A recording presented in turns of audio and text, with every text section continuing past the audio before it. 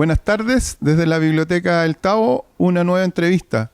En este caso a Roberto Ávila Toledo, que nos viene a presentar Chilenos en la Independencia de Cuba. ¿Cómo estás, Roberto? Muy bien, muchas gracias. ¿Qué nos puedes contar un poco de, primero partamos así como del nombre, Chilenos en la Independencia de Cuba? ¿Por qué ese nombre?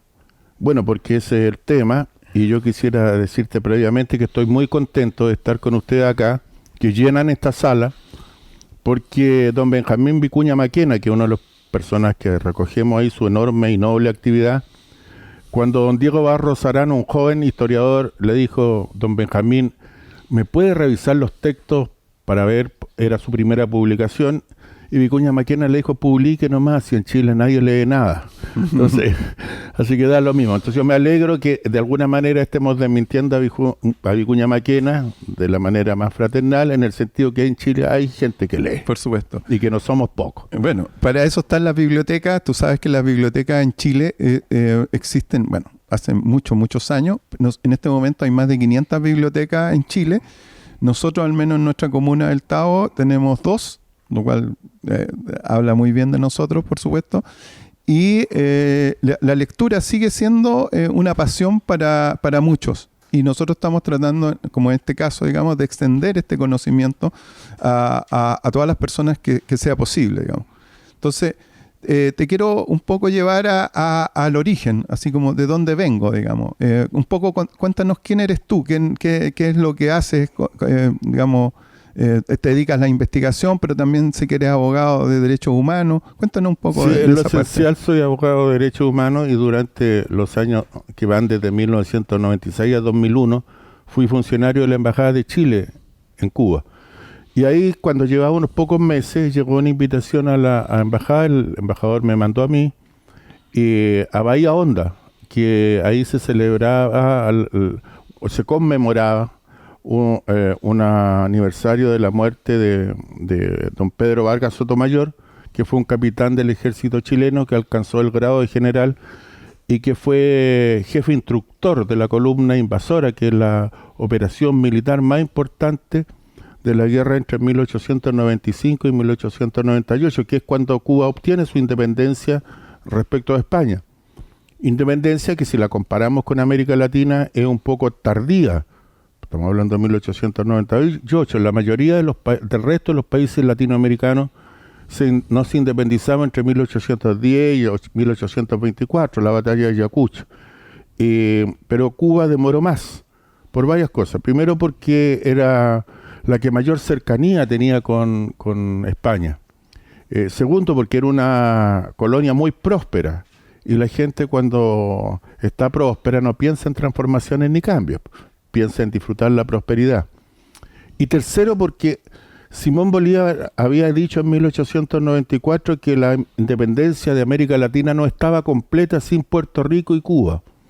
Y a esos efectos se llamó un congreso anfictiónico en Panamá. Anfictiónico significa de los más viejos, de los que más saben. Y Estados Unidos ya empezaba a ser Estados Unidos y boicoteó ese congreso. Entonces la ayuda a los patriotas cubanos y puertorriqueños se postergó. Sí. ¿Sí? Sí, pero para un poquito ir un poquito antes, como cuál es, o sea, lo que yo te quería preguntar era más bien cuáles son tus incentivos de poder crear este libro. Anteriores todavía, no al trabajo mismo que hiciste, que por supuesto vamos a ir al fondo, sino que ponte tú tus inquietudes. Tú eres abogado y estabas en Cuba, te enteraste de este señor que era un chileno, ¿cierto? Que había tenido algún grado en las guerras chilenas, digamos, que tuvimos contra Perú y Bolivia, me parece. Y entonces este señor después viajó a Cuba y llegó a ser general. ¿Tú te enteraste en ese momento de eso? Esto está muy poco en la historiografía chilena. Hay un autor, un historiador cuya amistad me honra en Cuba, que se llama René González Barrios, y hay un historiador chileno que es un concejal de La Serena, que son los que han escrito sobre esto, más este texto. No hay más que eso. Pero cuando yo conocí estos acontecimientos nobles, grandiosos, gloriosos, fue en 1996, y no había registro. Yo publiqué en el diario La Nación la primera columna de opinión que hablaba de chilenos peleando en la independencia de Cuba. ¿Pero tú ya habías tenido previo? ¿Tú habías hecho algo previo? ¿O te habías dedicado solamente a ser abogado y en este caso agregado? No, siempre he tenido un interés especial por la historia. He escrito un par de textos más sin publicar, uno que se llama Dos miradas en un puente, que es el rescate, que es una novela casi de espionaje de Luis Corbalán cuando estaba preso en 1976. Recuerdos de los acontecimientos de 2019, y estoy empezando una historia de Chile que la quiero hacer pequeña, sencilla, que tiene como destinataria a mi hija que vive en Estados Unidos, que tiene 20 años, y eso lo escribo para ella, pero además lo publicaremos. Por eso. Oye, y en este afán, digamos, de la investigación, lo conversaba un poquito antes de esta entrevista, digamos, esto de que hay que leer mucho porque hay que investigar, digamos, y mucho hay que, para escribir de repente pequeños párrafos, digamos, hay que irse enterando de muchas cosas. Cuéntanos cómo fue eso, porque estamos en un lugar, estamos en Cuba, tú te enteras que hay un chileno que estuvo ahí en la independencia y empiezas a investigar. ¿Dónde vas a investigar todo esto? Bueno, los diarios de la época en primer lugar. ¿En Cuba? Claro, los diarios de la época. Después investigué los diarios en Chile, que van quedando ahí. Investigué los archivos de la Cancillería chilena, porque ahí había una comunicación con el consulado en La Habana, porque algunos de estos chilenos murieron, otros cayeron prisioneros, y otros volvieron, como Diego Dublé Almeida, que era hijo de Carlos Dublé Almeida, que escribió un libro muy interesante sobre esto mismo que se llama En la Manigua. La Manigua en Cuba le llaman a como decir, en el bosque, es una cosa así. Y bien, yo investigué esto durante muchos años, porque me gusta la historia, pero sobre todo porque yo sentía que había una deuda de honor de Chile con esos chilenos, que habían cubierto de gloria a nuestro país. Pedro Vargas Sotomayor fue el primer jefe instructor del ejército cubano, participó en la operación más importante militar, que es una proeza, la invasión desde Oriente a Occidente en la isla. Arturo Lara Dinamarca fue coronel jefe de un regimiento, el regimiento Habana. ¿Eso te fuiste enterando a medida que fuiste investigando? Que iba investigando. Y porque habían, digamos, rastros en la historia cubana que permitían rastrear eso. Por ejemplo, un general Miró Argenter, que tiene un libro de historia cubana muy interesante, lo menciona. Pero ese texto de Miró Argenter tiene un problema, porque con el chileno Vargas Sotomayor habían tenido una pequeña disputa amorosa, y entonces, bueno, eso hace perder la objetividad, digamos. Uno no habla bien de los rivales de amor. Hay que ser muy generoso, y eso no conoció ninguno. Y bueno, pero ahí estaban los diarios, los recortes, y además un hecho importante. Cuando se terminó la guerra de independencia, el Estado cubano independiente le dio una pensión a todos los que habían caído. Y al general Pedro Vargas Sotomayor, que había muerto con el grado de general, nunca nadie llegó a reclamar su pensión. ¿Y eso porque no había entonces, descendencia? Esa es una cosa que falta por investigar. ¿Por qué no llegó nadie? Que no era poco dinero, era la pensión de un general. Los otros chilenos volvieron a Chile, hay registro en la Cancillería, los cables, todo. ¿De cuánta gente estamos hablando, mamá? ¿De cuántos chilenos? De 12. 12 son lo que tú has investigado. Sí, fueron 12, porque hay un texto oficial del Estado cubano que establece todos los que combatieron y murieron en la independencia. Esos son 12. Ya. 11 eran oficiales del ejército chileno de carrera, y uno muy particular era cura en Cuba, era chileno. Y cambió la sotana por el fusil, y entonces son 11 militares más un cura que actuó como militar. Su participación es destacada. Además, tiene un acto de nobleza, porque ninguno de ellos se quedó en Cuba como terrateniente, apropiándose de bienes, sino que volvieron como llegaron.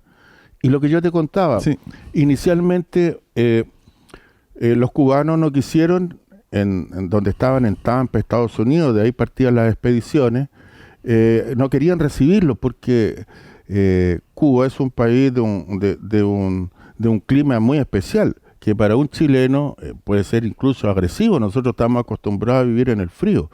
Entonces, imagínense una campaña militar en donde 38 o 40 grados son normales. Entonces decían, estos chilenos no van a aguantar eso. Y a mí me costó por lo menos 1 año y medio, 2 años poder aclimatarme. Se te aclimatar el Claro. cuerpo, digamos. Oye, y en relación, digamos, a estas personas que fueron, ¿qué espíritu tú crees que, más allá de lo que sale en el libro, hay un espíritu americanista? ¿Por qué alguien puede viajar a Cuba, digamos, cuando ahora es lejos, digamos, en ese tiempo era más lejos todavía, y tiene que haber habido re poca información, digamos, o sí había información? Cuéntanos un poco. Qué bueno que me lo pregunte, porque como dicen, las palabras sacan palabras y no siempre son de enojo. José María de Hostos había sido un puertorriqueño, profesor en un liceo muy importante en Santiago, y él le contaba a sus alumnos que ellos estaban...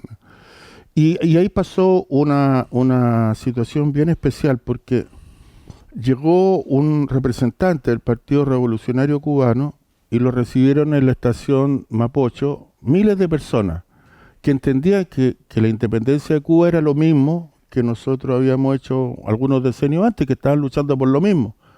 Entonces, por eso es que cuesta percibir a algunos que hoy día, por ejemplo, le habían la cueca a los norteamericanos contra los venezolanos, y los hermanos latinoamericanos somos nosotros, ¿no? Los americanos, nada bueno quieren para nosotros. Pero bien, este señor del Partido Revolucionario Cubano lo recibieron 2.000 personas en la estación Mapocho, eso era mucha gente. Después habló en lo que es el Teatro Municipal hoy día, y llegaron muchos tenientes y guardia marina de la Marina chilena con uniforme. Eso indignó a la embajada española y exigió la neutralidad. Y Chile le sacó una orden, como somos los chilenos todos a media, entonces todo lo hacemos entre Tongoy y Los Vilos. Entonces le dijeron a los marinos que no podían ir más a esos actos de solidaridad con Cuba con uniforme. Si querían fueran sin uniforme. Bueno, y yo quisiera contarte en este poquito tiempo cómo se produce la intervención de Vicuña Maquena. Mire, el año 1864, doña Isabel II de España, hija del peor del rey que mayores desastres causó en España, Fernando VII, que fue el que perdió las colonias americanas, que fue determinante en la destrucción de ese imperio. Ella quería recuperarlo de su padre y mandó una flota de guerra a América Latina a tantear. Dijo que era una expedición científica, pero era una expedición militar, armada. Y estos llegaron al Perú y cometieron una serie de estropicios, y ahí se armó un conflicto entre Perú y España. Ahí Chile intervino. Este es una guerra un poco olvidada, porque todos nos acordamos de la guerra del Pacífico, pero recordamos poco cuando Chile salió en defensa del Perú, entró en guerra con España, y además Chile convenció a Ecuador y convenció a Bolivia, lo cual va a tener mucha importancia después. Y bueno, ahí combatieron por el mismo lado, por ejemplo, Arturo Prat y el almirante Grau, por eso ellos se conocían. Entonces, cuando esta guerra estalla, la armada española, que tenía el barco más grande del mundo, el Numancia, que la prensa chilena se reía de él porque le decía que tenía nombre de mujer, entonces bombardeó Valparaíso y lo incendió a Valparaíso. No murieron miles de personas porque ellos anunciaron el bombardeo. Entonces la gente se replegó, otros se quedaron cuidando sus casas, pero esos murieron. Ahí manda el presidente José Joaquín Pérez a don Benjamín Vicuña Maquena a Estados Unidos como agente especial para ayudar a los cubanos, estamos hablando de 1864, y ayudar a los puertorriqueños para crearle problemas a los españoles. Eso era en definitiva. Solidaridad latinoamericana, pero creémosle problemas a los españoles. En Estados Unidos.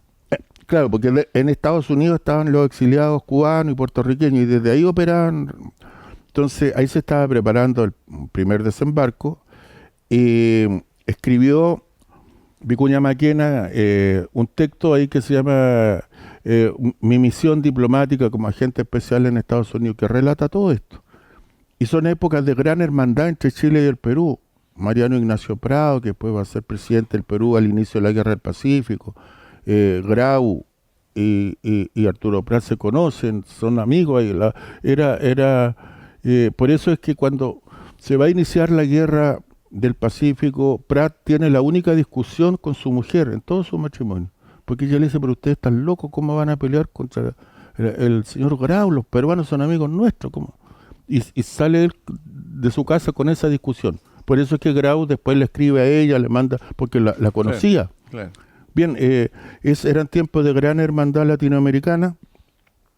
La primera guerra de independencia de Cuba va de 1868 a 1878. Esa guerra la perdieron los independentistas cubanos, pelearon solos prácticamente, y después consiguieron su independencia a medias entre 1895 y 1898, porque los norteamericanos les dejaron metidos en la enmienda Platt, le tienen metido ahí la base de Guantánamo, que dicen que es un arriendo a perpetuidad, o sea que le arriendan ese puerto a perpetuidad. ¿Cómo un arriendo va a ser a perpetuidad?